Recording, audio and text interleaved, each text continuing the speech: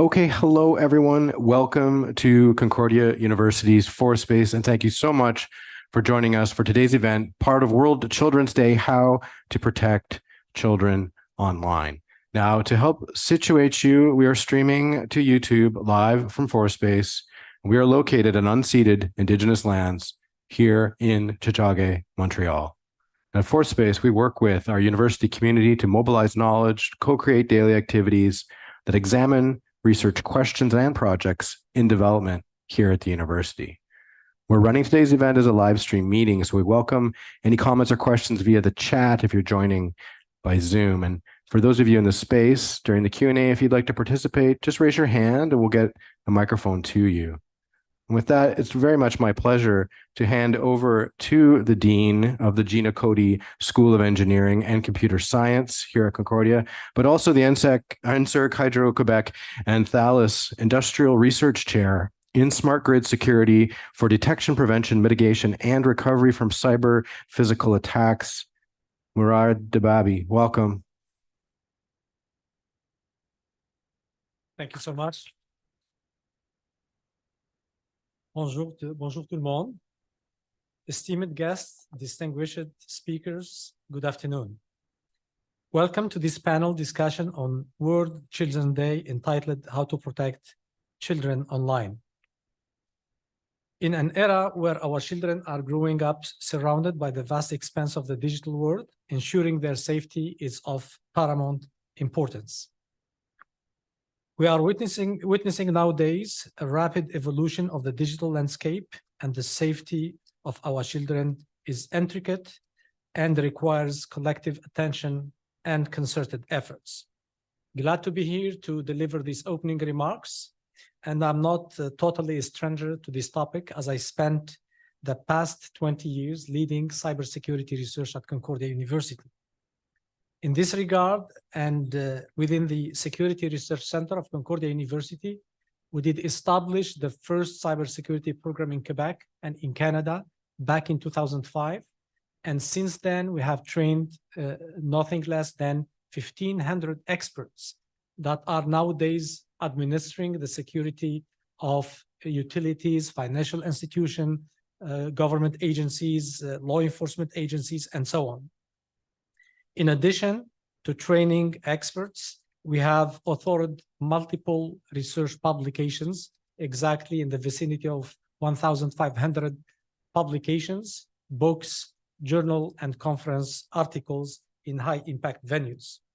So we designed and implemented technologies, we designed techniques that help us make the cyberspace much more secure and much more safer for everyone.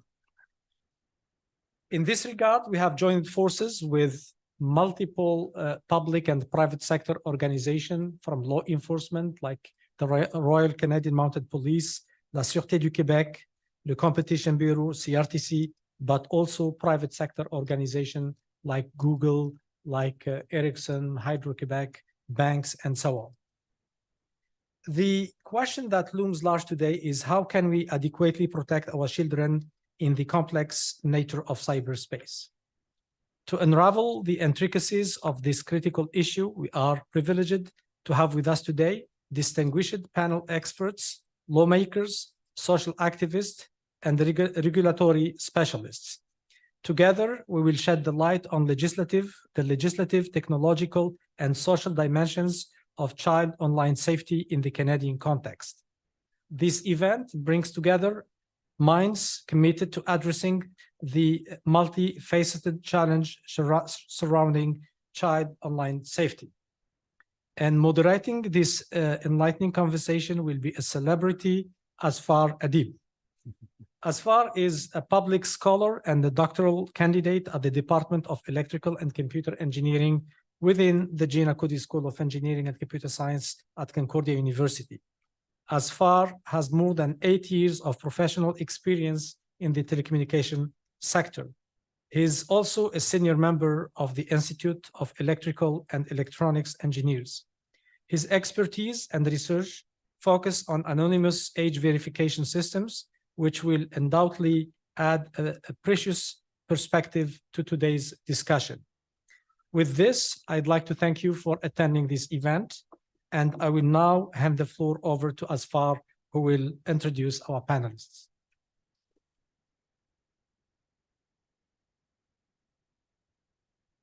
Just before we go over to the table, Asfar, we have a video. MP Mark Miller wasn't able to attend today, but did send us a short video, which I will play for us now.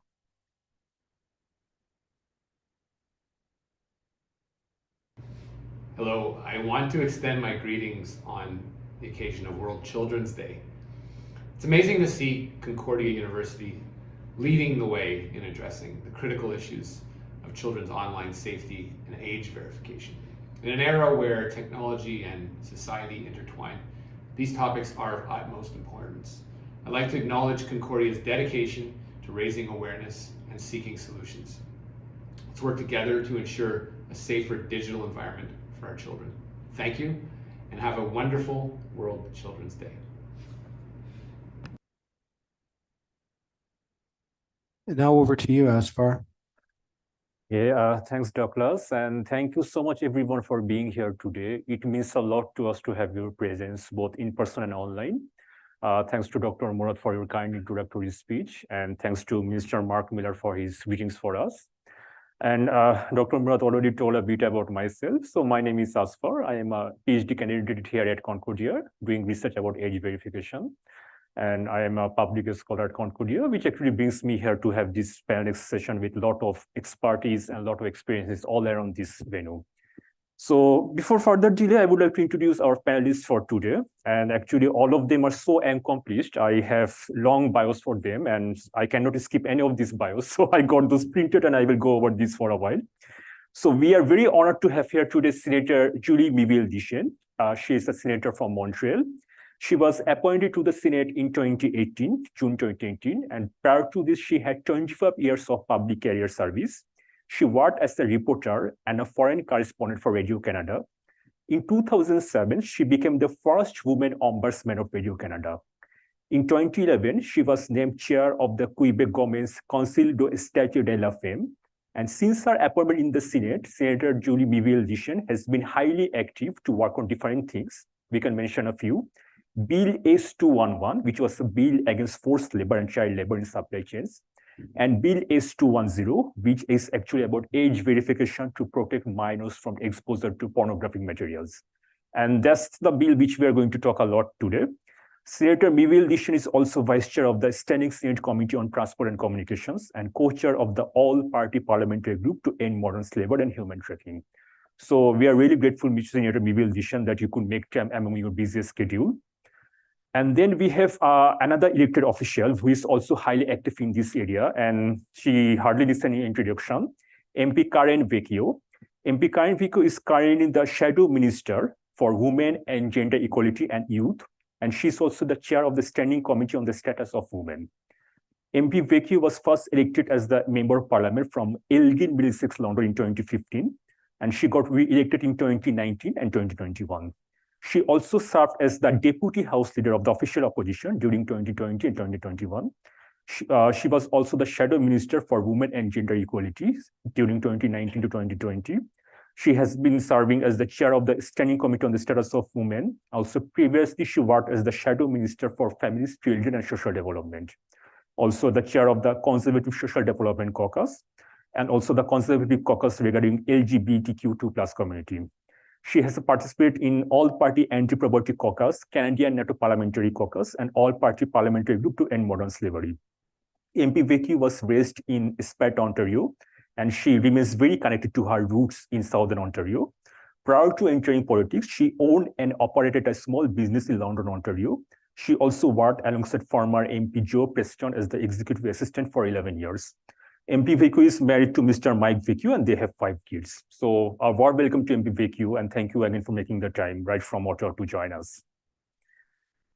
Then we would like to introduce MP Arnold Viersen. MP Arnold Viersen is the Conservative Member of Parliament from Peace River, Westlock in Alberta. He has been advocating for meaningful age verification for long, and he's one of the strongest voices in Canada talking about these things. Since being a member of the official opposition, he has been highly passionate about protecting the rights and concern of rural families, farms, and industries in Alberta and across Canada. He has been an active member of several parliamentary caucuses dealing with various issues. Importantly, in March 2016, MP Viersen introduced motion M47, which instructed the Health Committee to examine the public health effects caused by the easy online access of violent and sexual explicit material, particularly impacting children, women, and men. In 2016, this motion was unanimously adopted in the House of Commons. In 2018, MP Viersen launched an all-party parliamentary group to end modern slavery and human trafficking. In 2021, he introduced SIAC Act, which is the Stopping Internet Sexual Exploitation Act. And that's what actually have brought us here today with the Bill S210 and other bills. And MP Viersen was also an active member in the study by the Standing Committee on Ethics about Pornhub, and he strongly advocated the implementation of all 14 recommendations. So importantly, MP Viersen has done a wonderful job uniting parliamentarians from all parties to work on this issue. And we will look forward to hear from you. And thank you again for being here, MP Viersen. And now we can talk about our two panelists who are present here in person. Firstly, we have Penny Rankin. So again, I can tell a lot about Penny. She's the past president of the Montreal Council of Women, currently the vice president of the Provincial Council of Women, PCWQ, sorry. And she also currently the vice president of the Children and Youth with the National Council of Women of Canada. About age verification, Penny's work was remarkable because in spring 2022, her recommendations were adopted by the International Council of Women, consisting of 70 member countries. In 2020, she founded Canadians for Action. Then she also has been working all through the country to raise awareness and voting for legislation around this issue. She also sits on the Sexual Exploitation Working Group of the Canadian Council of Churches. Prior to this career, she has worked in United Kingdom. She studied there in early childhood education. She has worked in the business industry for London Broadcasting, for advertising companies. And after returning to Canada, she has been contributing to a lot with non-profit boards such as Les Amis du Nero. Also, she has been the executive director of the Inner City Mission. So welcome, Penny. We really look forward to hear from you. And finally, we have Keith Jansa here. So Keith is the CEO of the Digital Governance Council, which was formerly known as the CIO Strategy Council. In this role, he works with senior leaders across Canada to jointly address digital governance opportunities to safeguard Canadian interest. And as a matter of fact, DGC is the sole body in Canada to develop technical standards. So Keith's unparalleled leadership has made Canada ahead in the digital race. Particularly, he has played a broader role in creating strategic application of standards. In 2023, Keith was named as one of the 10 most influential business leaders by the INC magazine. Keith has also been worked for the Ontario Health Data Council, and he was the chair of the Strategy Working Group on Data Governance and Data Stewardship. Keith had an honors degree from the University of Ottawa in health science, and Keith is happily married to Miss Kayla, his college sweetheart, and he's the loving father of 3 kids. So welcome, Keith. Okay, so I think I don't need to elaborate further that what a wonderful panel we have here today. And so it's a great chance for us to learn about online child safety and where Canada stands in this regard. And we would like to start with Senator Miville Dechêne. So Senator, we know you have been a highly vocal voice with Bill S210. You were the one who took this bill all through the Senate, and right now it's in the House of Commons. And just for the sake of our audience, Bill S210 is the bill which is actually restricting young people access to pornographic material online. And it is a landmark bill for Canada because it is taking us a leap ahead in child online protection. So Senator Miville Dechêne, if we ask you that how was this experience? You have been working with this bill for over years, not only inside the Senate, outside the Senate, working with different stakeholders. Do you feel that now in Canada, we have better awareness about children's online safety than before? So it's over to you.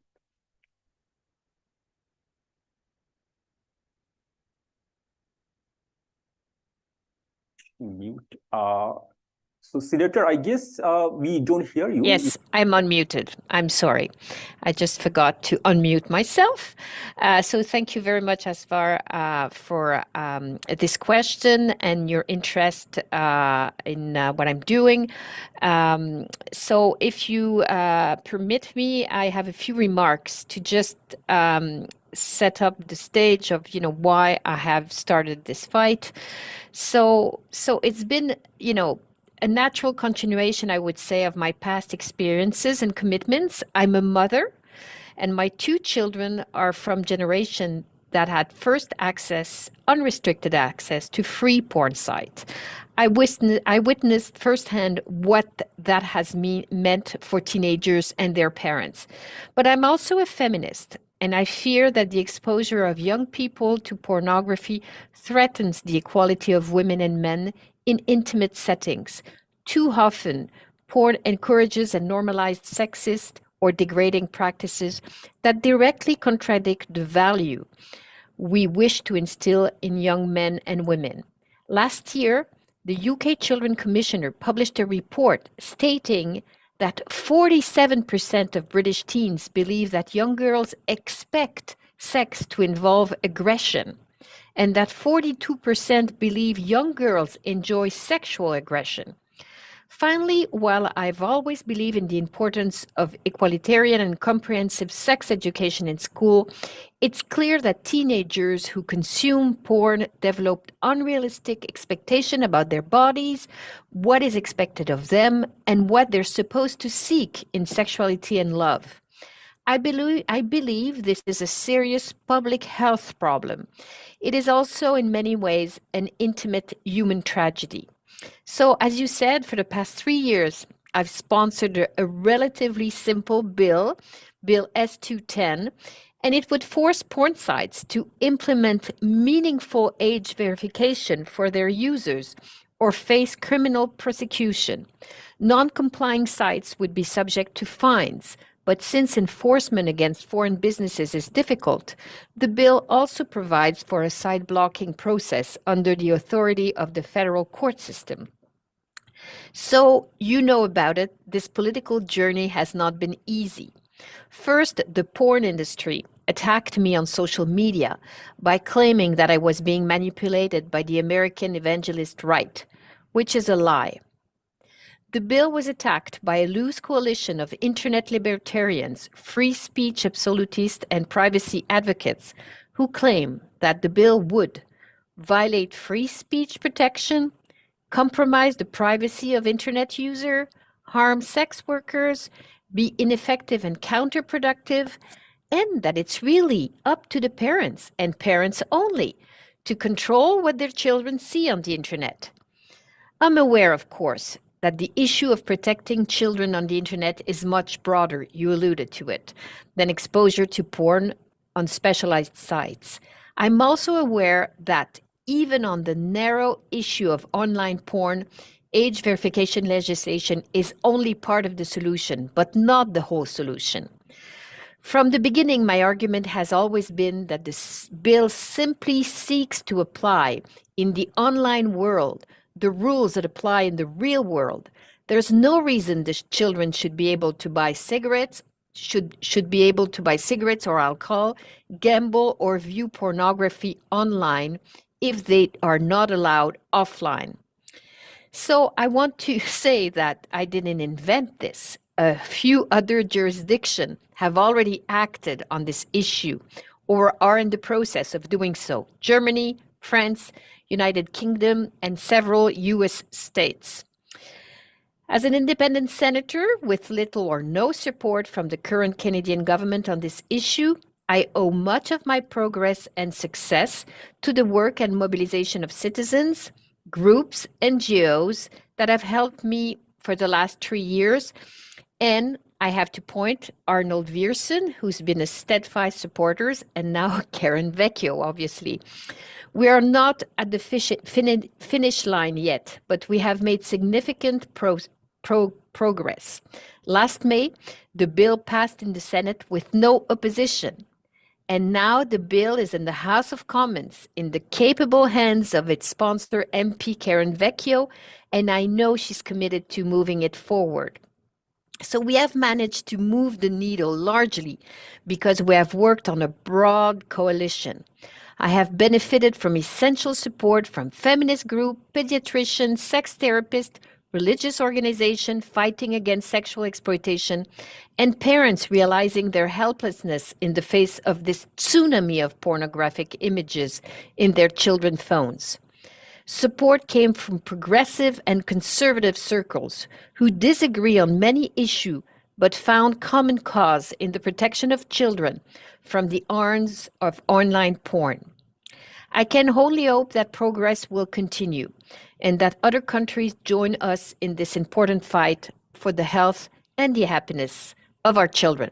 So I know, I'm sorry, I answered in many questions in that intro. I thought it was important to say where it was coming from the people who know nothing about it.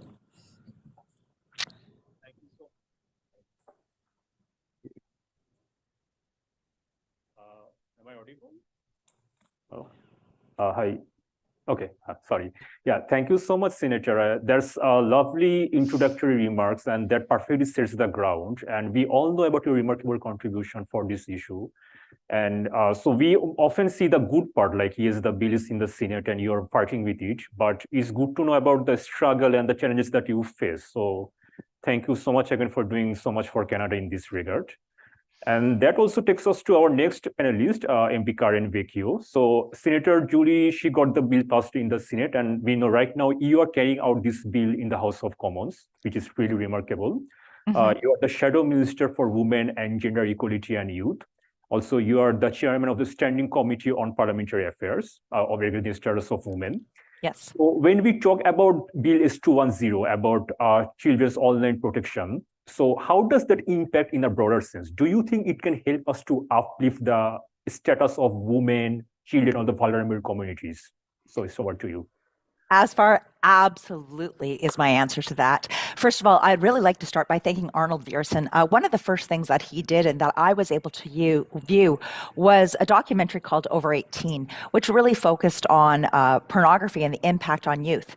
And taking that knowledge and then applying it to what I see in the status of women, we talk a lot about intergenerational trauma, and a lot of that comes with domestic abuse, interpersonal abuse, abuse upon the child as well.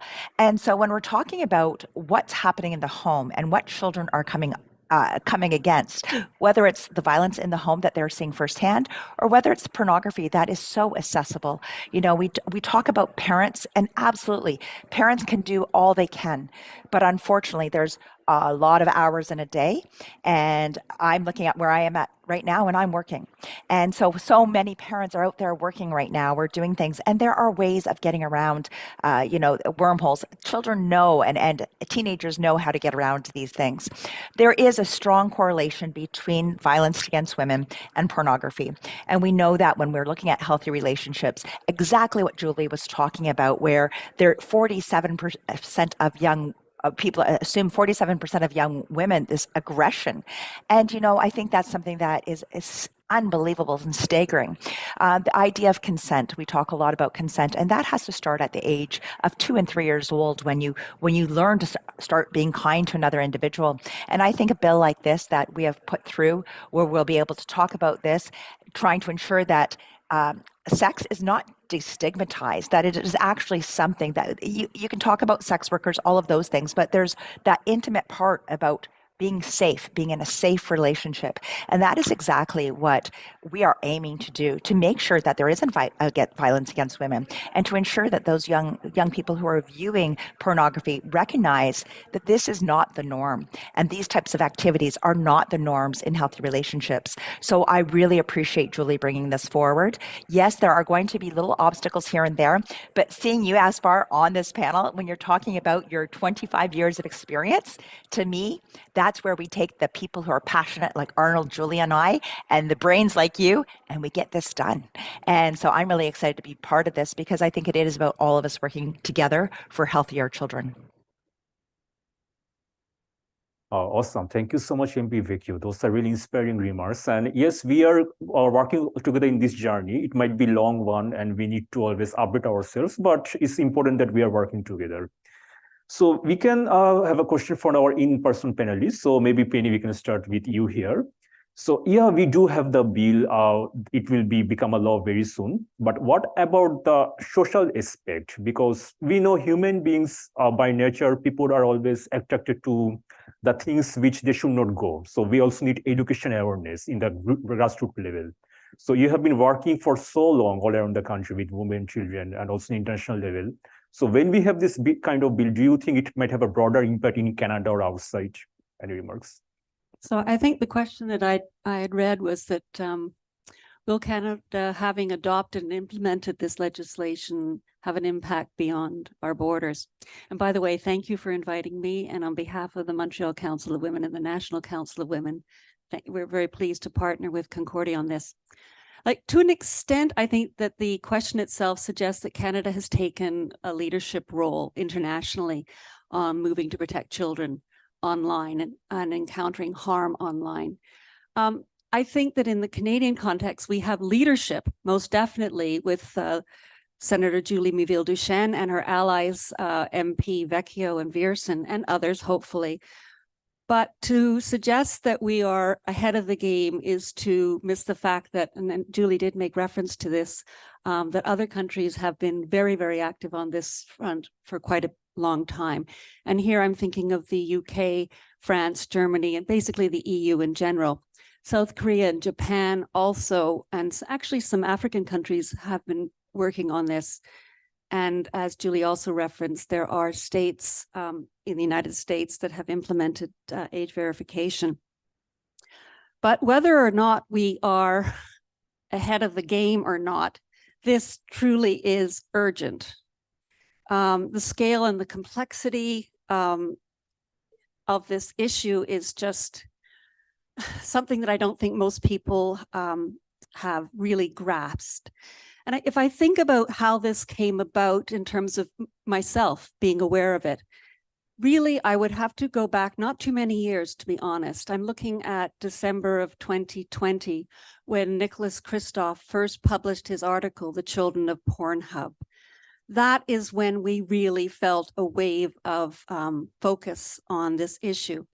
Because in fact, I think the title of that particular article went on to sort of say is, what's Canada's doing? I don't know whether our participants here that are joining us recognize that Pornhub is based here in Montreal, their headquarters. I mean, the company that owns it is MindGeek. It's based in or registered in Luxembourg, but Montreal is a center for pornography here in the world, really. And the article pointed to Canada saying, you know, why is Canada not doing anything to stop this kind of activity going on, where children's are being shown and assaulted literally online? Anyway, this is where we started, and this is where, in fact, it's the first time I think I met you, Senator Julie, was literally standing outside 7777 Dechêne Boulevard. If you're wondering where it is, that's where it is. Okay. Anyway, I had been looking at this issue from the point of view beforehand in terms of human trafficking. And we know that porn is used to desensitize children and to also to lure them into human trafficking. So that was my background. I think Julie answered a lot of what you were talking about in many ways, but talking about this issue, young boys are suffering from erectile dysfunction because they have been so exposed to pornography. There's a study that was conducted in the European Union looking at what was happening to children and their exposure. And what they did was they addressed or approached over 2,000 young adults, so 18-year-olds and over, but young people who had grown up with the internet all their life. They asked them, for example, when were you first exposed to pornography? And the answer was that in Germany, for example, over 30% of them were first exposed to pornography under the age of 9. And that figure is a figure that we believe, and it's very hard to get this kind of data. This was rather an effective way of going about it, but that's probably similar to what happens here in Canada. So you imagine a little child, obviously they don't know how to type, right? But they can use the voice commands and they want to look up My Little Pony or Pokemon.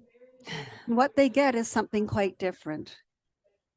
Chatting with an expert based at the University of Calgary, I've heard stories of how youngsters are coming in saying to the therapist, do I have to choke her? I'm really sorry to try and to raise it at such an extreme level, but this is what we are, this is what we are dealing with when we're looking at it. So what we did, starting with the Montreal Council of Women, is we put together a resolution which came to the National Council, and we established what became policy calling for age verification. I'd like to point out that today, being World Children's Day, is celebrated because today is the date that the United Nations first launched the Convention on the Rights of the Child. In 2021, the convention itself had an addendum added to it, comment 25, in which they actually do call very specifically for robust age verification measures. It's important that Canada and countries around the world at least attempt to comply with the legislation there, or the guidance that you get from the convention. It's not necessarily completely legally required in terms of international law, but these are strong guidelines that the commission that oversees the convention really push for. So I'm going to double back quickly and then I'm going to stop. Does Canada passing S210 make a difference in the world? Yes, it does. It does. Every single jurisdiction that follows this path is helped by other jurisdictions that have, tread it before. So yes, this is important. And of course, this will be a national, it won't be like what's happening in the United States, which is state by state. Anyway, I think I went on too long. Sorry, I was that far. Not really. Thank you so much, Penny. Your experience, it means a lot to us and we can learn from you. Also, as you said, yeah, we can always make good examples. So having this kind of law in Canada and getting it implemented, that creates a good example for the rest of the world. So thanks for pointing that out. Okay, so now we have a question for Keith. So of course, as your role as the CEO of the Digital Governance Council, you're very active in the technical side. Also, I had the chance to talk with you before, and you always say that it's not only about professional aspect. You are the dad of 3 lovely kids, and it's also from being a father that you want these kind of measures to be there. So now, if we talk about the technical part, so I'm an engineering student, and it makes me really excited when I see this kind of things. So it means that we have new technological needs. So how ready we are in Canada? Like if we have built S210 as the law, maybe at the start of next year, what about the technological readiness? Any comments on that? So the technical capabilities for age verification exist. They exist today. There's a number of solutions that are in market that could be adopted by various organizations to prove one's age, or that they're part of a specific age segment. So in the case of pornographic websites, that you're over particular or of the age of majority. With respect to those solutions, however, one thing that also needs to be contemplated is the organizations that are providing those services. And some of those organizations, being here at home and in market, also need to consider whether or not to be associated with providing services for these particular websites. So there is certainly in market solutions that exist with appropriate controls in place to preserve privacy, of a child, as well as to enable for their protection. At the same time, we need to contemplate the sorts of considerations that go into organizations providing said services for particular use cases, like pornographic websites. Because there's one thing to say that you're protecting children and that whole narrative. It's quite another to say that you're enabling a porn industry with the associated risks that have been highlighted by a number of our panelists here today. And for an organization to take on associated risk with providing a service like that, it's important to, of course, address those types of concerns that their association with such an industry wouldn't be to a negative impact on them.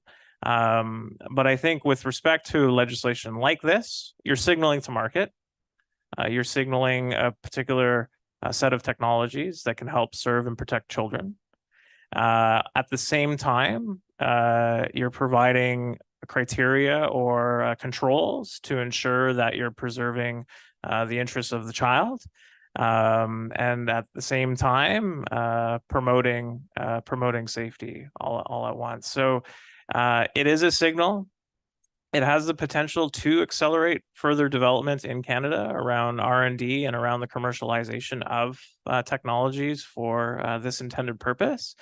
But I think one important key aspect that we've heard from a number of panelists here today is that pornographic websites is but a tip of the iceberg with respect to online content and where children are receiving or digesting or this sort of content, because you can, even with considering where we're currently being live broadcast over YouTube, there is, of course, various things you can input into a search, as we've heard from Penny, that would give you quite alarming results comparative to what you were actually intending to look for. The same is true of gaming platforms. The same is true of websites beyond pornographic ones, whether it's about purchasing other types of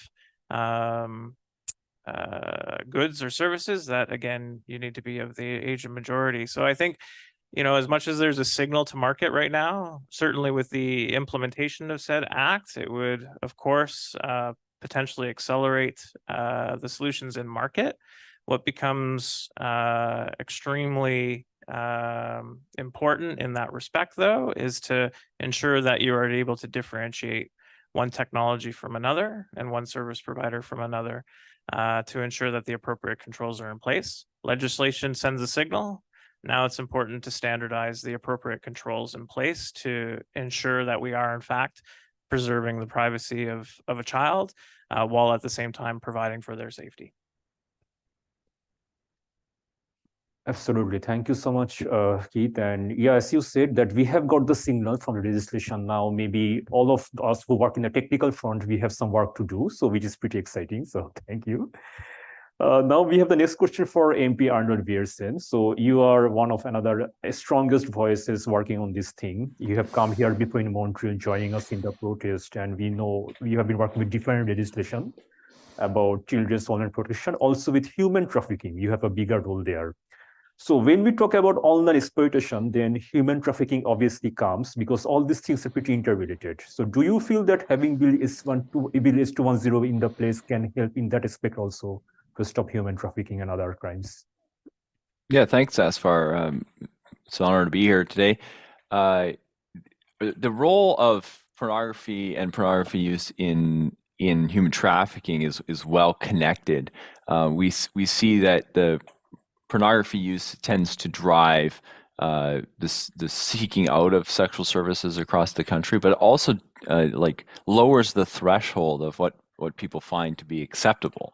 And that's we've seen across the country that the Canadian the Canadian Centre for Child Protection warns that the early impacts of pornography use has lead to child on child abuse. It looks for they say that it sexualizes children at an earlier and earlier age. And they've also seen that there's been more and more child-on-child sexual abuse.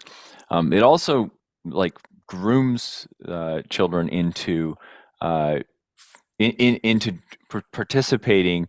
Human traffickers are saying they don't even have to train their victims anymore because they've already been trained to do the things that they need them to do by the pornography use. So it's totally reshaped a generation's perceptions of what reality is. This is also the whole online world and the sites that they end up on don't necessarily have the same rigorous. They're generally trying to be hidden to begin with, and so these leads to great opportunities for sex traffickers to find victims, and also outside of the public eye, communicate with their victims. And so that's the interconnections between young people accessing pornography and human trafficking are immense. It also, just back to Karen's point around the objectification of women, the stereotypes that have been that are built into pornography, all of those things get reinforced when children are accessing pornography. So the story that really haunted me and why I've been engaged in all of this is the story of Rehtaeh Parsons, a 14-year-old girl who was raped at a party, and the boys that perpetrated this act were proud of the fact and posted videos about it on their Facebook and social media. And it just haunted me at the time, like what would these boys, what made them think that this was something to brag about? And so that's what has led to the whole study of the violent and degrading sexually explicit material that's available online, and how that is shaping the attitudes and understandings of an entire generation. So I think that this bill will have an immense impact on holding that tide back and allowing young people to grow up without being sexualized at a really young age. Absolutely. Thank you so much, MP Viersen. Sorry. Yeah, absolutely. Thanks a lot, MP Viersen. Those are really positive signs, and maybe it's just a start. We should have our eyes and ears open to prevent any sort of these crimes. So thanks to all our panelists. We had a very good start to the discussion, and I guess we already have some idea about the things they are working on. Now we are going to our second round of questions, and we're starting with Senator Miville Dechêne.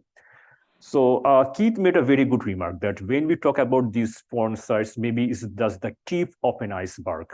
Internet is huge. There are billions of contents, very hard to regulate, and most of these are even not controllable because it's coming from different parts of the world. And in Canada, recently we have seen some challenges. For example, we can talk about the Online News Act, C-18. So when it was being implemented, there were backlash from certain social media giants, and it actually affects us all. We are not having Canadian news on certain social media. So when we will try to put regulation like this, we might have these kind of challenges.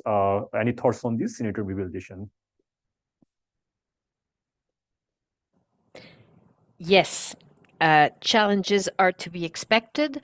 The porn platforms won't easily, most of them in any case, accept laws that could have an impact on their traffic. Already in Germany, there has been some court challenges by porn platforms against government regulation. Same in France. So obviously it's a difficult battle, and yes, it's complicated because there's quite many porn sites. But we can say there's about 15 big porn sites that are the better known, that have the most traffic, and it is obvious, Azfar, that no bill will protect 100% of minors from porn site. some will find with VPN ways to go around age verification. But the idea here is to start somewhere. We have to protect the most vulnerable, the younger children. Most children under 11 do not have VPNs. And, and porn can just pop up. Sometimes they don't even look for it. So yes, it's complicated. I think the key is to have many countries having the same ask to those porn platforms, which is to do what's done in society, verify age and only serve adults, because pornography is an entertainment or an industry, however you want to call it, for adults only. This is what it's supposed to be. So letting children, and we know there are quite a few minors on those sites, letting them go on different porn platforms is obviously not something we can tolerate, because there's a need for protection of children on internet. And yes, freedom is an extraordinary concept, but there also have to be regulations. And in this case, it's quite normal. So if many countries ask for the same thing, I think at one point, the porn platforms will understand it's in their interest to follow the law and not be taken out of countries, because the pull can be, we can pull the plug. We can decide as a country that there won't be some porn platform who refuse to follow a law will be booted out. It exists. We have the power to do that. Obviously, it's complicated, but it's not because it's complicated that we have to do nothing and just say we'll never be able to do it. For one, I think we have to try and we have to do our best, because the interest of our children and of generation of youngsters are at risk. Those free platforms have been here for about 15 years without any control.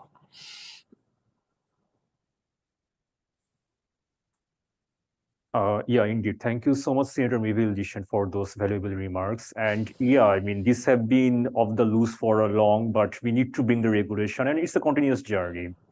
So on the same note, I assume, Senator Miville, Dechêne, you might need to leave little earlier because of your Senate work, but we are so thankful to have you here today. If you could make the time among your such a busy schedule. So thanks a lot for being here. Okay, so the next question is for MP Vecchio, and on the same note as Senator Miville Dechêne was saying that yes, we need the regulations. At the same time, we need to continuously update ourselves, because we know in the online world, nothing is permanent. Things keep coming. Maybe every new month we have a new app nowadays. And again, coming back to the point of Keith, that it's just the tip of the iceberg. For instance, in UK, they passed the online safety bill last month after 4 years of review, and it led to multiple modifications. So how about Canada? If we need to have a new regulation, maybe after 1 year, after Bill S210, or if we need to update this bill, so our legislative procedure, our administration, our judiciary are all capable to cope up with that change? So any remarks? So thank you very much for that question. Really what I think it comes down to is things do change, and so we need to stay on top of that as well. So when it comes to the changes in that technology, things that you and I, or Julie and I and Arnold may not understand, that is where we have to speak to the people in that domain, the people that are working in there, saying what are some of the issues. As we talk about VPNs, as we talk about all of these different things, there are things that we don't understand. These are technologies that as parliamentarians, we don't know enough. And that's why we need to make sure that we're working really close with people like yourselves and people in that scope. But I think the most important thing is we need to remain flexible, because technology is going to continue to change. So as technology changes, we will need to change with that, but always reminding ourselves that the mandate is keeping our children safe. And so I think that as we're looking at things, keeping it evergreen and making sure that we're addressing new technologies or new ways to get around these systems, we need to always be in front of that. And so I think we'll always be tackling this, but this is an incredible first step. And I really thank Julie for making sure it's come here, and it's our job in the House of Commons to get it to the goal line. Yeah, absolutely. Thank you so much, MP Vecchio. As you said, it's the important first step and we should carry it on. And we are so grateful to have you all, like you, MP Vecchio, Senator Miville, Dechêne, MP Viersen, like you all are fighting in the parliament for this. Yeah. And I assume that MP Vecchio, you also might need to leave a little earlier because of parliamentary work. So again, Actually, if you don't mind, I would love, thank you so much. And I can't wait to put you on some witness lists because it's really important that we do hear from you. So thank you so much for having this part of this. I know I'll be working really closely with Julie. We want to get this across the finish line. We need to protect children. I think that's the end goal, and that's where we all should be. So thank you so much, but I am going to dip off. Have a great day. Thank you. Thank you also. you. We'll work together. We'll get there. Bye. Thank you. Okay, all right. So coming back to the in-person panelists. So maybe Keith, we can ask you. So MP Vecchio just told about the technological aspect that, yeah, we need technology. And at the same time, we need standards because age verification is still relatively a new concept for Canada. There might be solutions, mostly driven by market demand, but we need the regulation standards, and we're actually DGC, and you are leading it. So any remarks that how we can make the standards faster or more appropriate? Yeah, so a couple of things I want to touch on. First off is, yes, the Digital Governance Council, through stakeholders like yourselves, have proposed new work to the council to take on the development of a new national standard of Canada for age verification technologies, something to complement legislation like that's before the House, to ensure, again, that the adequate controls are in place that are consensus-based, where stakeholders across, whether it's policymakers, industry, academia, civil society groups, and even in this case, children, having their interests represented and shared and input into the requirements that would go into such a standard. So this work is underway, again, as a complement to the legislation and effectively ensuring that organizations can further differentiate themselves when it comes to the technologies that they bring to market. So it will be very different for an organization that would certify against a particular consensus-based standard to an organization that wouldn't. It would certainly provide different signals to the market as to and expectations, or would provide different thoughts and perspectives from individuals that are engaging or interacting with these sorts of technologies. I think one thing important to go back on with what we heard from the panel online is that as well, we need to contemplate the fact that our regulatory policy is in itself antiquated and can't keep pace with the change of technology. And given that there is going to be a natural evolution of these technologies and solutions that are in market, that evergreen component that we just heard of needs to be codified, needs to be enshrined in legislation, such that we are in a position to be as flexible and nimble to changes in the technology. So your mandate, in this case, protecting children, it will be effectively what the legislation is instilling and the signal to the market. But the very rules or requirements or the ways in which we then demonstrate conformity with that mandate of protecting children online, we need to have an appropriate set of tools in that toolbox beyond simply legislation. Standards are a tool, legislation is a tool, regulation in the middle being a tool. However, the very governance, the way in which we were to recognize various standards or the way in which we codify the requirements also need to be as evergreen in the way in which we reflect on the appropriate changes that need to take place over a given point in time, given that technology changes so swiftly. And unfortunately, this legislation will not under the current way in which we have structured our Statutory Instruments Act, which in itself needs a review, given that it doesn't have particular tools in the toolbox like standards and certification that can provide for a consensus-based, transparent, open by design approach to the way in which we codify rules and ways and our norms as a society. It becomes much broader than simply your legislature making and defining these rules. It really comes down to society normalizing those norms through things like standards and certification. Yeah, indeed. So as you rightly said, legislation, tools, laws, technology, everything is there. But the other thing we need is education and awareness, and that's what brings us to Penny. So what do you feel like? How to educate young people who are far smarter than us? So we need to make them well aware. Before I answer that directly, I want to point out to everybody that there are 8 million children in this country. It's almost a quarter of our population. And it seems obvious to all of us here who've taken an interest in this, that of course this legislation will pass, because of course we want to protect our children. But it doesn't happen that way. In fact, in Canada, there was a report that came out from UNICEF Canada a couple of years ago, not too long ago. And we actually, children in Canada, their general well-being really is not all that great. There was a study that looked at 41 different countries, and Canada came 30th in terms of outcomes for children in terms of their well-being. It does take society, and it takes voters to shake up our MPs, not the ones that we're enjoying here today, who have, are committed to this issue. But there are people out there who are going to push back and aren't going to be in favor of this legislation. And we have to prioritize our children. We have to prioritize their rights and protect them. We've firmly established the dangers of exposure to pornography, and we are well aware of the other harms that are encountered online. And unless we put children first, it's just not going to happen. I thoroughly understand solid debates in a democracy about freedom of speech. That's fine. I get that. But don't lump children into that same discussion. That should have been kept separate right from the start.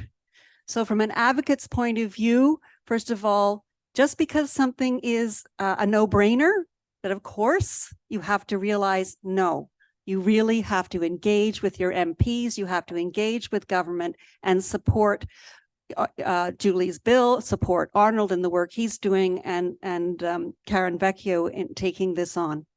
In terms of what we need to do in terms of education, one of the positives is that the next group of parents who are coming on board raising children will themselves have grown up with the internet. So they're not going to have the same issues that myself and I'm too old, but younger women who weren't raised during the computer age. We don't have the same literacy that future parents will have. But in the meantime, we have to make sure the government puts that into place. Our police forces, our medical staff needs to be upgraded in terms of their knowledge of how this impacts people and what needs to be done. We have victims today, right? We have survivors today. They need help now, and we need to have programs and policies in place to help support them because they're struggling. I could go on, but I'm not going to. Thanks, Penny. That's a lovely point that the next generation of parents, they know internet better than any of us here. So hopefully they can guide their kids better. At the same time, they might be more conscious, more aware about the freedom of expression. And that's what we would like to ask to MP Viersen, because there is always this tricky choice to keep the balance between regulation, law, and on the side, freedom of expression. For instance, we know about the Bill C-11, the Online Streaming Act, which has sparked a lot of debate. So MP Viersen, from your expertise, can you suggest us that how we can maintain the fine balance in this regard? Yeah, thanks, Azfar. I don't think that there's a tension, but there isn't a conflict necessarily between those two, freedom and regulation. in many ways, the rules of the game of football allow the game of football to be played. If we got rid of the rules of football, we don't have the game, and much of life is like that as well. We often talk about the similarities between the information highway and the actual highway, and we talked a little bit about the green fielding or making sure that the rules can grow as the technology grows, and we can.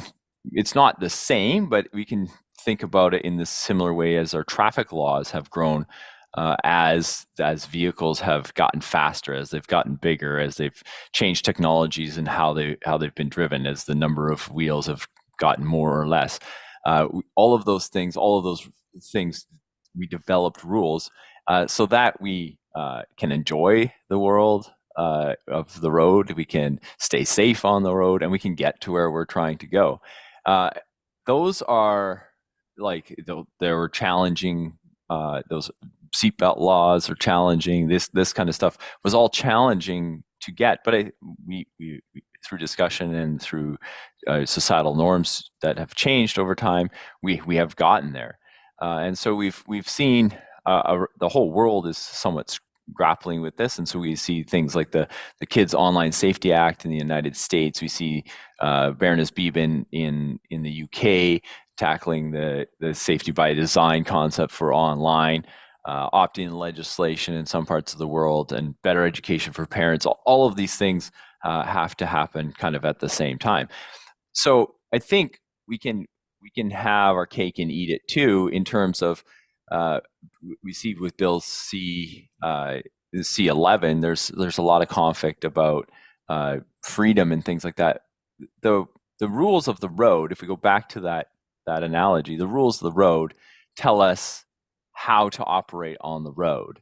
They don't tell us where we have to go, right? And that's, I think, what we have to work on is assuring that we have a common set of rules of the road, but we can allow people the freedom of where they want to go. And that's the government is not in the business of saying that I can't use the road to go to Montreal. No, I can use the road to go to Montreal, or I can use the road to come back from Montreal. But the rules of the road keep us all safe on the road. And it's a similar effect to the internet as well, is to ensure that we have age appropriateness, we have the people operating on the road. If you're going back to the road analogy, if you're going to haul a wide load down the road, you got to put a wide load sign on your big semi truck. These kinds of rules, I think, can come into play around the internet as well. Yeah, thank you so much, MP Viersen. That's an excellent analogy. Like, we need to be safe when we are driving on the road, and we need to be careful which path we are choosing. Thank you. So we have one more round of questions for our respected panelists. Before going there, I want to introduce someone. So here we have Rafaela Diaz-Barres-Lee. She is a student in the Master of Drama Therapy in the Faculty of Finance at Concordia. Importantly, Rafaela is the founder of Stop Exploitation Hub. It's an entity which used to arrange demonstration and other activities for these things which we are talking today. And she did it for almost 2 or 3 years, and this helped us a lot to create awareness. So there were protests in the mining headquarters here in Montreal. There were other activities. And also today we have something in our event venue. So those of us who are in person, we have some things for you. It's not only that me or the panelists are talking to you, you also have a chance to express yourself. So Rafaela will talk more on that. And Rafaela, can I request you to come here and maybe share us a few words on that? Yeah.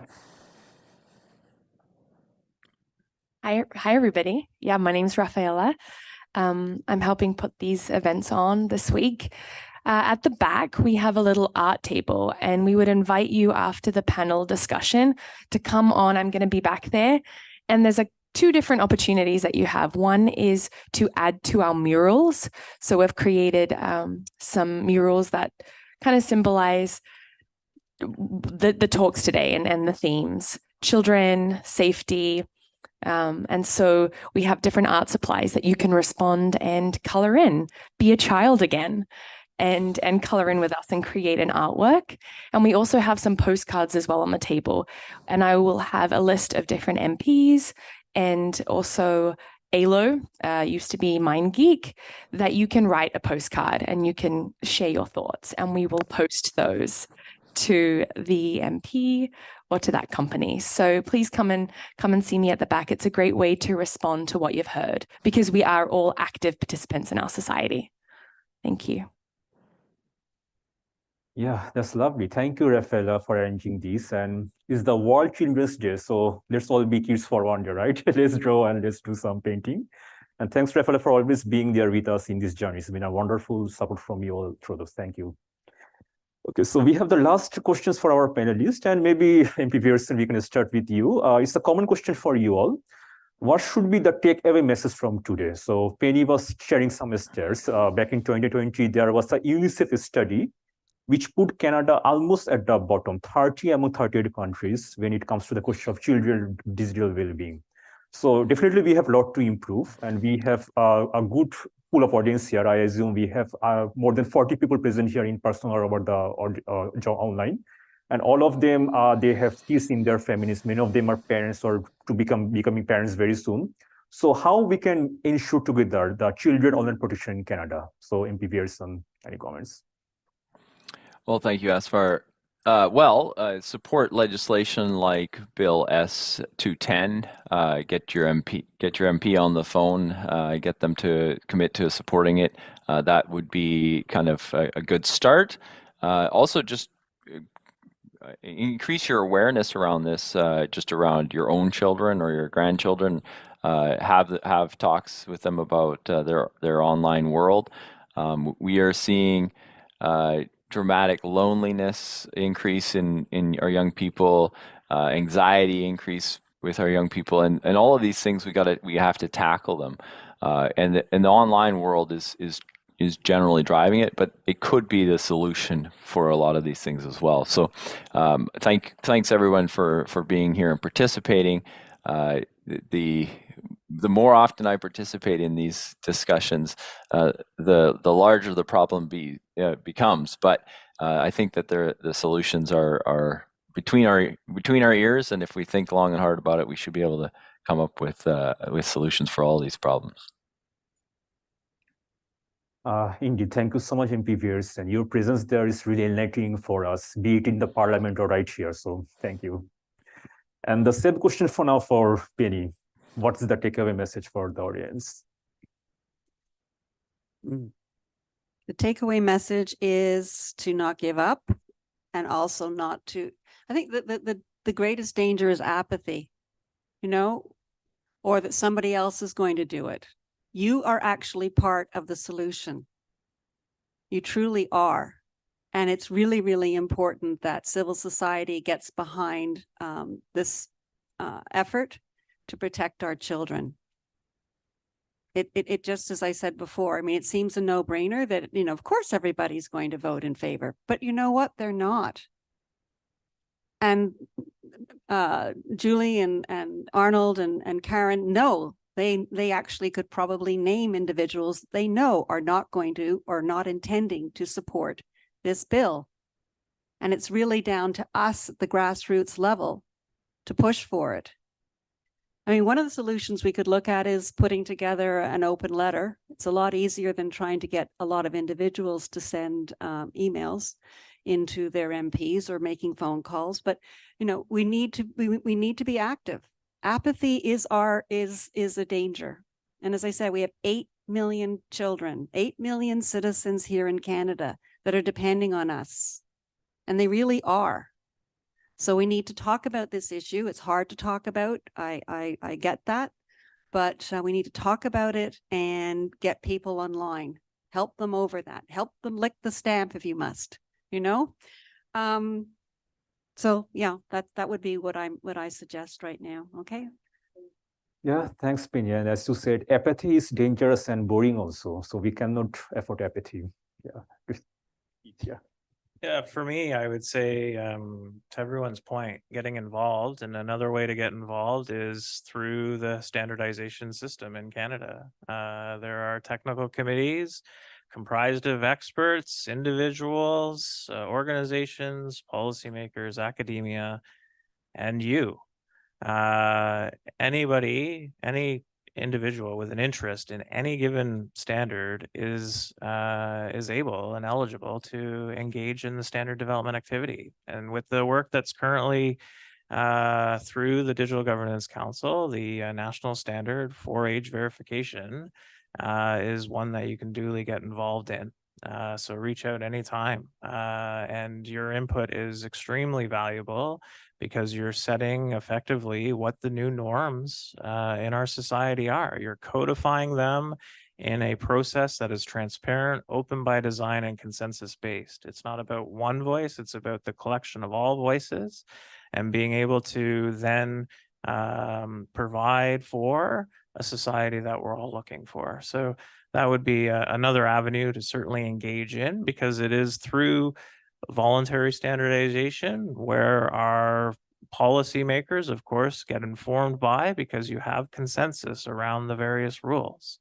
And this is where you get into things like incorporating by reference into regulation, where the standard becomes de facto mandatory as a result. So there is a vehicle, grassroots vehicles that are available to inform the rules of the road that ultimately make it all the way up into the legislative file. So I would say standardization, standard development, participate on technical committees that you see as value to you and to the society you want. Yeah, thank you, Keith. And just to add on that point about the standards, so right now the Digital Governance Council, they are developing standards on age verification for Canada, and it's open for public consultation. So if you go to the DGC site, or if you may just Google like age verification standards in Canada, you will find that form and you can provide your opinion, which will be very valuable for to develop the standards. So thanks for making that point. Okay, so with that note, we are done with the questions for the panelists. I mean, my questions for the panelists, but now it's your turn. So yeah, so we can first go to our in-person audience, and for our Zoom audience, you can put in your chat for the questions. So anyone on Zoom, if you have any questions, just you raise your virtual hand, or you can ask it in the chat. We'll get them to our panelists. And of course, everyone in here, just raise your hand. We'll get a mic to you. Thank you. Hi. Yeah, I had a question. It's potentially for each panelist, but maybe Keith, what are you proposing for the age verification? Is it just like the spinny wheel where you count back 18 years and then put in that date? Or is it like a check mark? Like, I'm wondering if the technology has advanced since I was young, or is it that same kind of age verification? So age verification technologies have evolved. That we're at a point now where, as an example, you could connect a service that you trust. For example, you know, when you open a bank account, you're indicating your age to the bank through Know Your Customer. There is a vehicle to then associate that with an age token as to whether or not you're over the age of majority through various credentialing. So there are new ways, modalities, certainly in the online environment, to in fact share data about yourself that is specific to the data that's being asked for. So I'll give you an example. Real tangible world. We buy alcohol. We usually use our license, and we show it to the individual, saying, "Hey, we're over the age of 18." There is a whole bunch of information on that license that has no merit in the interaction of actually purchasing that alcohol. It gives an address. It gives a whole bunch of other details that the merchant does not need to know about you. They just need to know whether you're of the age of majority. Similarly, they don't even need to know your date of birth, even though that's included on that as well. So again, they just need to know whether you're of the age of majority. So even in our real world, like, and buying tangible goods in the market, we need to actually redefine in an online world such that we're able to minimize the data that's in fact used for accessing said services. The beautiful thing is, in technology, you can enable for those functions, whereas in the real world, we're unfortunately stuck to very tangible things to show. But by leveraging online technologies like age verification, using like an age token where I swipe something or I show something that effectively is verified through a service and it's trusted, I'm actually reducing the amount of information and data about myself. And so in the liquor store example, you could use that. And you're actually creating an environment that's more privacy preserving than if you were simply using your driver's license. So the technology has evolved. The challenge is the technology has evolved so much that there's so much variation to it. So if we think pornographic websites and a child accessing that site, well, there is technology out there will take a picture of your webcam of you. And then it will, through algorithms and AI, estimate your age. Child webcam picture, where does that data go? And now I'm trying to access this site. Doesn't seem like the most, it seems quite invasive of a technology. And so when we're contemplating a standard, like the one that the Digital Governance Council's developing, your question first off was, well, what kind of requirements are going in there? And really, it's incumbent on individuals like yourselves to engage in the development to say exactly what kind of requirements need to go in there. That we move from where we were 40 years ago on this and actually look at the current age and the capabilities that exist in our environment. And they are quite novel, but they are quite variable. So we kind of need to, look at that goalpost of, 50 yards long and kind of narrow it down to, well, we really trust only about 10 yards of this, not. Sorry. Yeah, great. So that was a great answer, Keith. And Rogan, does it answer the question? Okay, thank you. We have a question online from Daniela. If you want to turn on your microphone and you could ask it. Yes, hi. I'm Daniela, National Council of Women of Canada, Vice President, Justice, Global Affairs in the United Nations.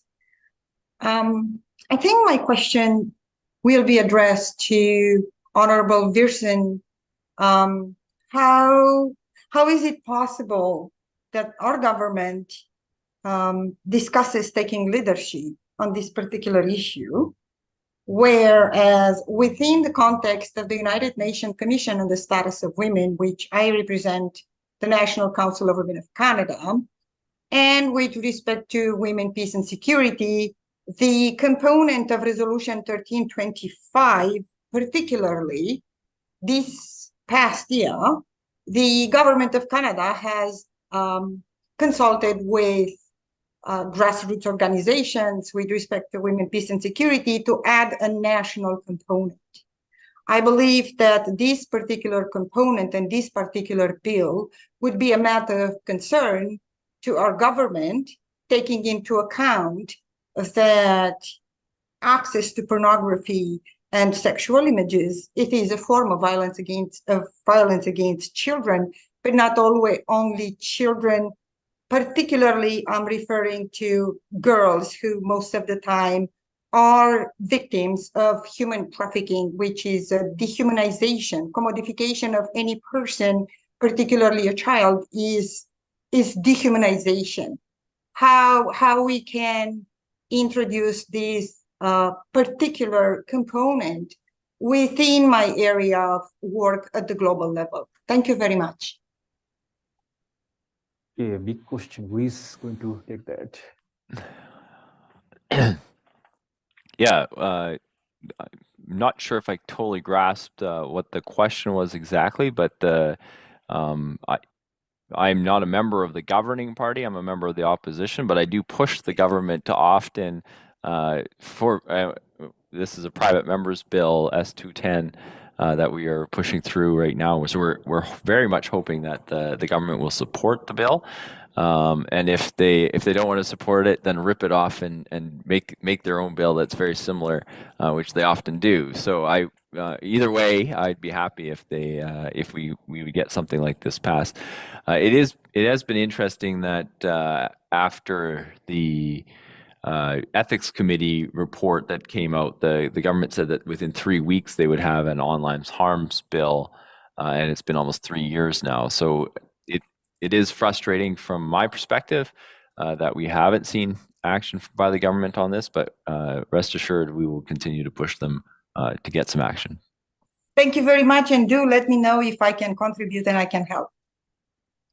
Super.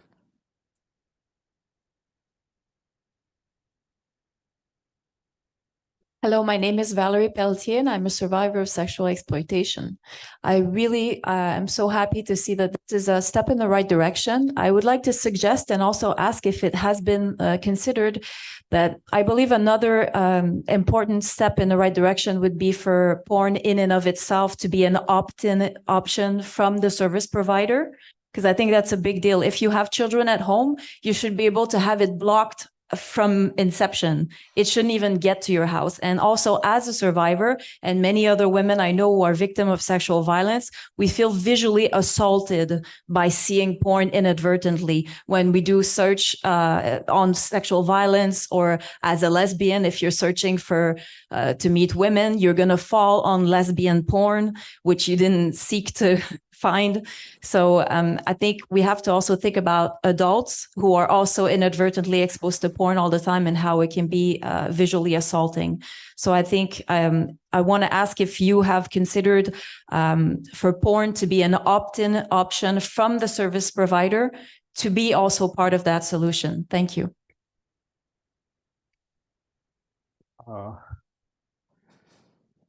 Yeah, I can take a crack at that one, Asfar. For sure, the UK, I think, kind of led the way on the opt-in. They threatened legislation, and many of the companies just brought it in all on their own. I have been pushing both industry and government to work on opt-in. I think it is an elegant solution for some of these problems, for sure, and so I hope that in the that opt-in has always been a part of the discussion, no doubt. My understanding also is that in Germany, when you purchase a cell phone, it's locked. Okay, so you have to prove that you're an adult for it to be unlocked. So, I mean, that's just another variation on, as far as that's concerned. Yeah. Do we have? We have another question online from Sandra. Sandra, would you like to turn on your mic? Yes. Thank you very much for a wonderful, interesting conversation. I'm past president of the National Council of Women of Canada and the Montreal Council of Women of Canada, Montreal Council. I'm wondering what role education in the school system is playing to help in this situation in porno. I think they could play a large role. It's a large question.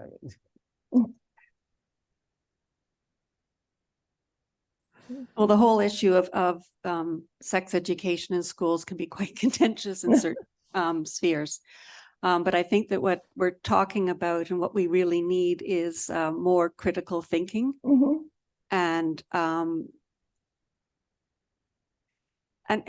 helping children identify, and actually all of us identify bias and misinformation. I mean, these are areas where I think there's a lot of work that needs to be done, whether you're talking about educating children or educating adults. I don't know if that helps you, Sandra. And here's I was wondering what education these teachers are getting in this respect. I suppose they are. Yeah, well, just speaking of, I'm a father of three, Yes. so I can tell you that, and they're all in, well, one's now in junior high and the other two are in elementary school. All of them had to learn about being safe online. They had to sign declarations in relation to their use of the technology and the associated risk with using. Similarly, as a parent to those children, I had to do the same thing to signal that the conversation occurred between myself and my child with respect to the way in which they use the technology and understanding the associated risks and so forth.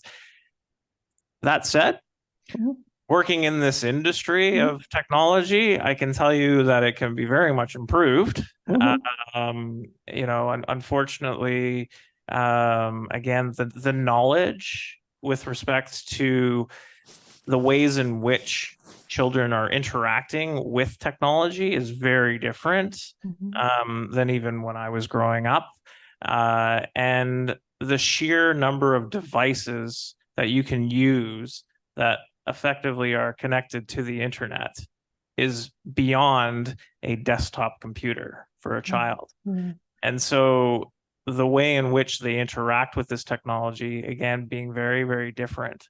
And unfortunately, at least what I've seen by virtue of observation of my children being in school is that it does address some of the concerns you would have, but it does not contemplate much of the diversity in the types of technologies and way in which you can interact with these technologies. That again, some of it you don't even see, right? You don't even see, but it's there. So that would be my, in terms of education, when does it need to start? Right at kindergarten. Yeah. And I can tell you, my kindergartner, he was duly informed in the best way that you can for a child that's only 5 years old, right? There's still a lot that can be done, you're trying to say there. Lots. Well, that's what we have to get back to as our educators, don't we? It sounds that way to me. If I can just add a bit there, as far, I know that there's kind of a few like bright spots across the country where the education system is really tackling, and it's not necessarily on, it's more like just online safety and what is reality, understanding what reality is, because the online world is sometimes fraught when it comes to the issue of reality. And just safe relationships, and people that you meet online may not be the people that you meet in person, so to speak. And so all of that stuff has been, I think of a gal named Tiffany Giesbrecht, who was from Grand Prairie, was very influential in the Grand Prairie public school system around all of these issues. But it is, to some degree, it's just kind of one-off based on an individual. And I don't know enough about how to break into the education system. It's provincial issue, it's provincial jurisdiction, and I'm not connected to say, oh, this is how you get the education system to do all these things. But it is something that there are people working on, for sure. Good to hear. I think actually that your speaker coming tomorrow, Azfar, can also address that, Indra Kubicek. Yeah, I think indeed. she'll be able to fill us in quite a bit on that one too. Yeah, and we will talk about tomorrow's events very soon. Yeah. My name is Pierre Beauregard. I've been advocating for age verification since 2017 with a petition presented to the National Assembly in Quebec and then at the federal. I came across an article on ipolitics.ca saying that Pornhub owners are lobbying the feds to block children's phone from accessing online adult content. So I'm wondering if people would say, if this passes and we don't need age verification, what would be the arguments regarding age verification? The need for age verification an added something that is needed, even if we have this lobbying effort succeeding? Was there any possibility there'll be objections to the need for the law? That's my question. Is it clear? Is the question clear? I'm looking at Penny Rankin, wondering. Yeah, and okay, yeah. So is the law still necessary if there is, what you're saying is there is advocacy in relation to you don't need it if you can't find it? Effectively, is that what those advocating are speaking to?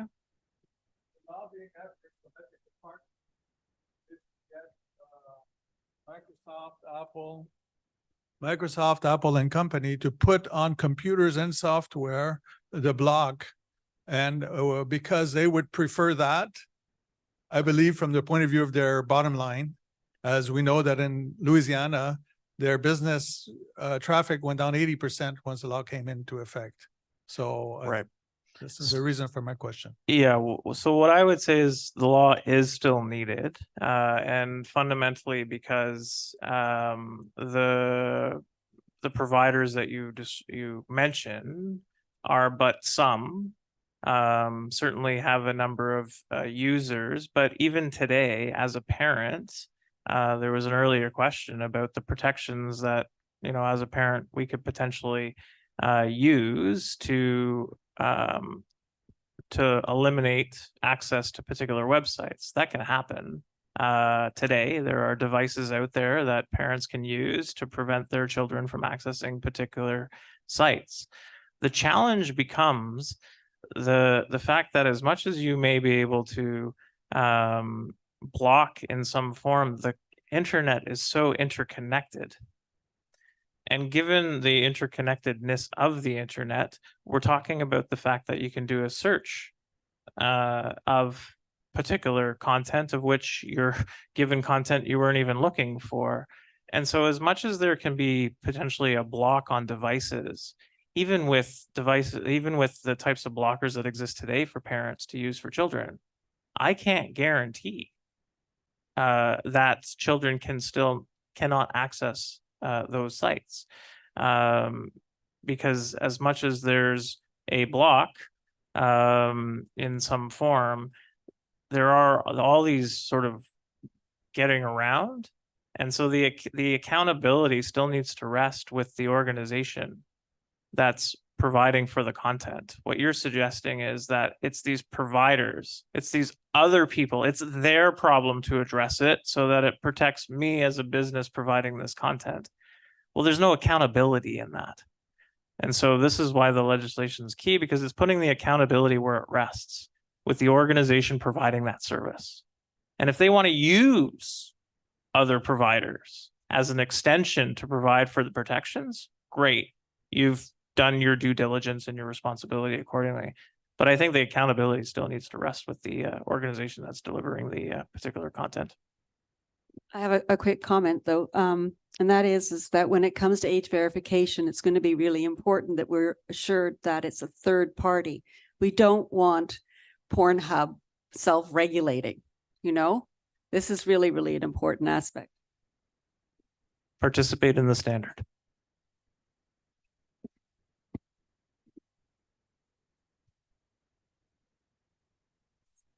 I'd like to address the survivor that just spoke regarding opt-in and opt-out from our internet providers.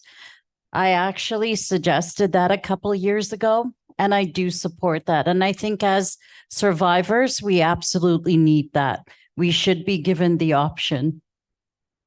Regarding the other gentleman that just spoke, Pornhub and ILO, they actually lobbied in the UK, and their age verification laws were just implemented in September, knowing fully well that they have a VPN hub company that can actually bypass all this. So I totally agree with Penny that we cannot afford for them to self-regulate. Now, my question is to MP Viersen.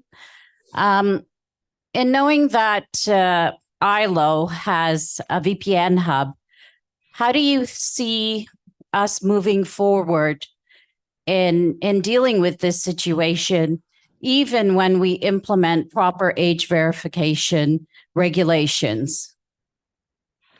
Thank you. Yeah, thanks for the question. I would think that the bill S210 does, when we were working on drafting it, we wanted to make sure that it's broad enough that it's not real specific. In the same way that we say, I'm going to go back to the road again. We say you're not allowed to go over 100 kilometers an hour down the highway. We're not real specific on how we gauge that, how we measure that, all those things. We just say that's the rule. In the same way, the bill says it's illegal. Any organization for commercial purpose that makes available sexually explicit material on the internet to a young person is guilty of an offense, right? And how if they're going to use a number of ways to get around that, if they are providing that service or that product to young people, that is the offense, right? And now, enforcing that can be a challenge, and how we're going to judge that will come out in the wash, so to speak. But that would be what the law would be, in the same way that we say you can't sell alcohol to underage people, you can't sell marijuana to underage people. The same way, this bill would put the same onus on that. Now, like 100%, it's different when it comes to the online world. Selling cigarettes, the tobacco company is generally not the one that then is selling the cigarettes at the corner store. It's the corner store that's doing those kinds of things. Now, it's a little bit different. I totally understand that, but the law would still be the law, that you're not allowed to provide sexually explicit content to minors, regardless of where you are at. We just had a comment from Sarah Bain online. I don't know if Sarah, if you wanted to mic on and say your comment, I could certainly read it. Our panelists don't have a great view on the chat. But in any case, I'll just read it out so that make sure it's part of the discussion. Sarah seems to be joining us. That's great.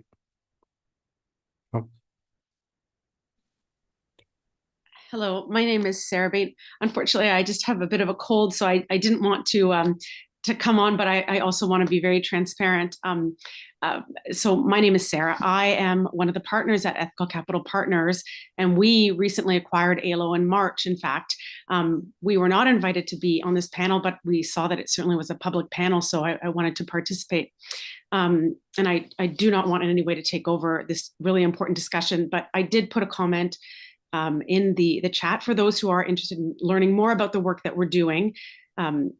We, as a private equity firm, acquired ALO because we believe that the platforms and the team that is there do, in fact, unlike most appreciate, but they do have trust and safety at the center of the work that they're doing. They are very good people, and we are, in fact, trying to work with elected officials. We met with Senator Miville Dechêne in the past. Mr. Viersen, we've sent a couple of invites to your office. I know how busy you are, but really looking forward to working with elected officials, because we, to be incredibly clear, I can't say this clearly enough, we believe that companies need to be regulated by governments. We want government regulation. It was mentioned, an iPolitics article. I've put it in the chat there because I want to be really clear about the fact that we want to be part of solutions. We do not, under any circumstance, want children on our websites. The content of our websites are restricted to adults. So I know that you've got experts on your panels, and I don't want to take over the conversation, but I thought it was important that I at least speak up and provide some resources and extend to all of you. I will absolutely follow up with all the panelists, hoping to meet with all of you, because I do want to tell you about the work that we're doing, the research that we've been doing. All of this is very public up on our website, and we do want to work with governments. We want to work with all of you, because just like you, we want to keep children safe. We do not want children on our website, but we also want to keep content creators safe, as well as adults, and not have any unintended consequences with regards to private information. Thank you.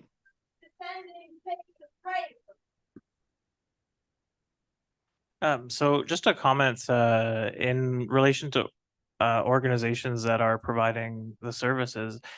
One very important aspect to all of this is, how does an organization provide that confidence and trust in the marketplace associated with the practices that they're putting in place? And this is where it's going to be very keenly important for organizations to demonstrate that in an open and transparent way.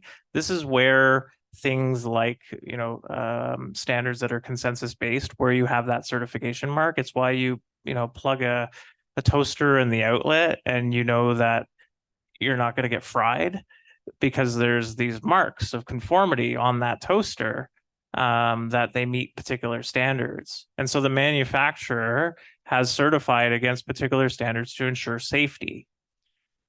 Organizations in the online environment, we need to create the same methodologies for being able to certify solutions so that there's inherent confidence and trust in those solutions. And to Penny's point, the ability to simply self-regulate oneself may not go far enough for what the expectations of citizens and of people are. And so this is where, again, the tools in that toolbox that I talk about, legislation is a piece, regulation will be a piece. Standards and certification can also be a very important piece because it provides for an independent verification assessment over the practices that an organization says they're doing. It's the reason we trust the fact that we're plugging in the toaster. We need that same trust and confidence of organizations that are providing services in this regard. So I think there are tools in the toolbox to enable for that, but it's going to require participation of organizations to engage in those type of third-party assurance schemes so that it provides the confidence to folks in this room and to society as a whole. Thank you. We have another question in the back here. Hello, I'm Maria Peluso. I want to thank everyone on this panel, as well as our guests, and Arnold Viersen and Senator Dechêne for their tireless work. My concern is twofold. The first thing I'd like to say is I'm getting rather weary of people using freedom as an excuse to do whatever the hell they want. That's not true.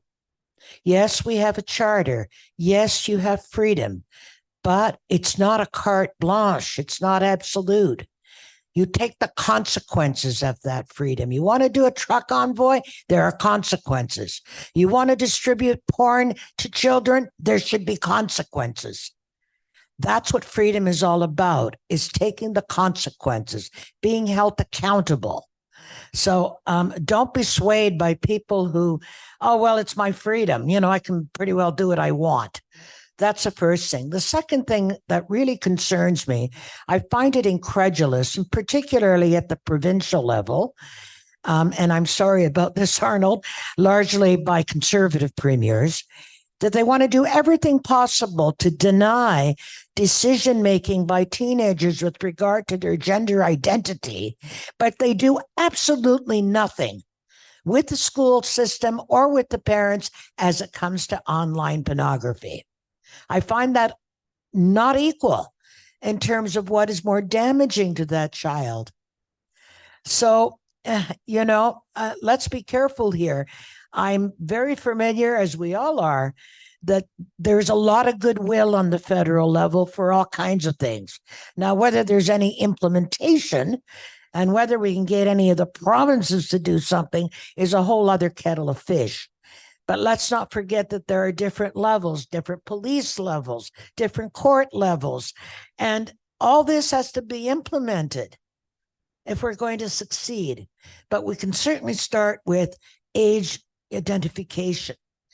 You know, we can certainly start with that. But those are my comments, because I think it's important for you, Arnold, because you're a member of Parliament, is maybe with some of your provincial premiers, you can get them to stop talking about gender identification in children as they're trying to figure that out and start doing something against the abuse of children with pornography.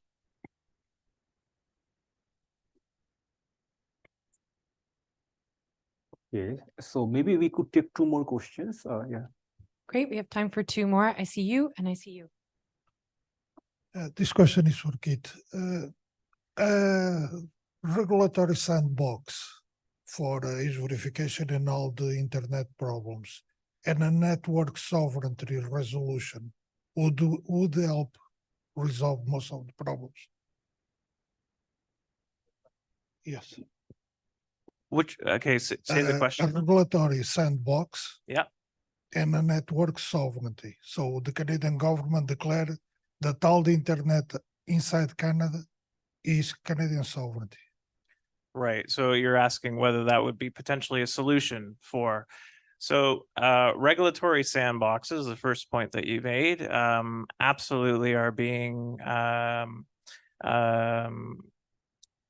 explored for their various application for bringing new technologies online and doing so in a way that we can continue to innovate while at the same time, experiment, but also ensure a level of protection. Given the dynamic there with respect to protection and innovation, we actually, as the Digital Governance Council, are developing a national standard for regulatory sandboxes for the purpose of taking the best lessons learned out of pockets of the country that are experimenting with and providing a repeatable approach that effectively enables for the protection while at the same time as enabling for innovation. So certainly there are certainly a number of use cases. I haven't heard one in particular in regard to this particular subject area in relation to, but I think, we got to look at all the tools in the toolbox. So it could be very much an area for consideration. Regarding network sovereignty,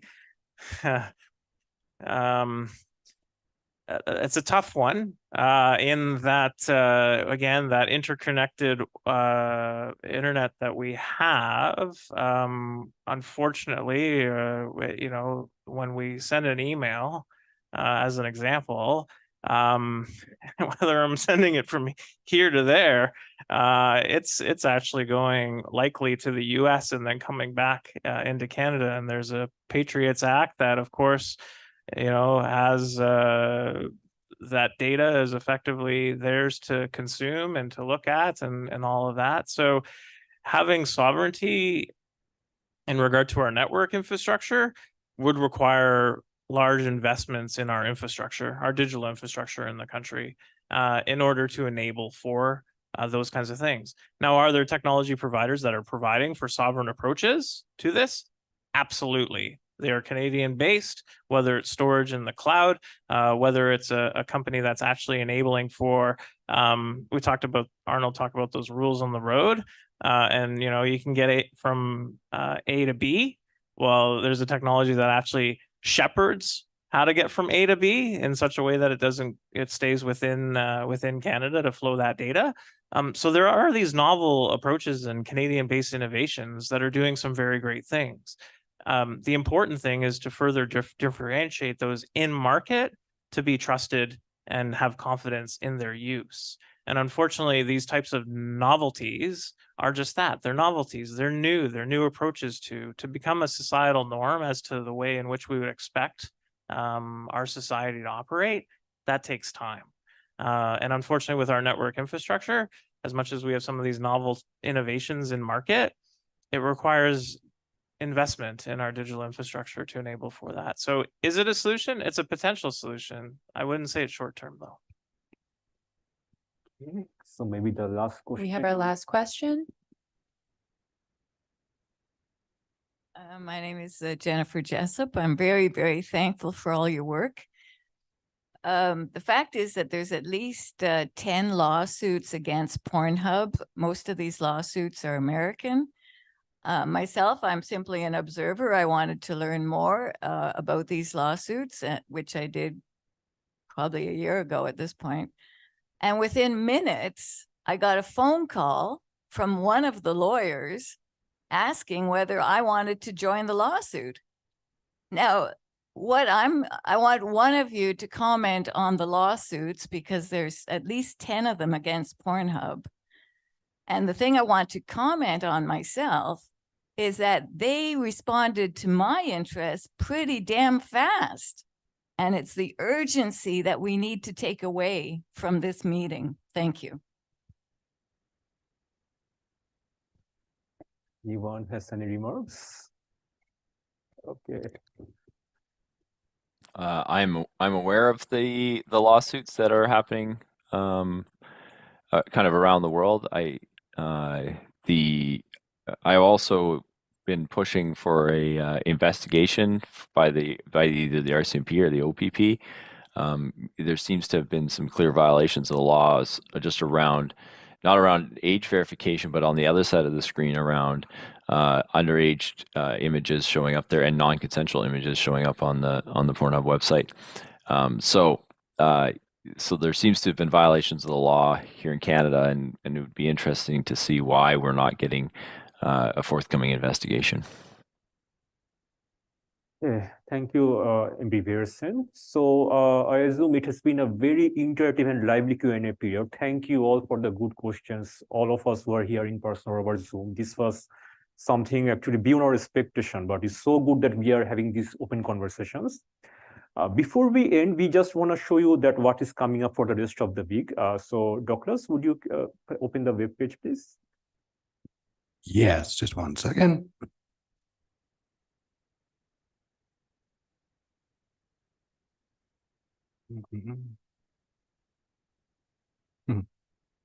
Come on.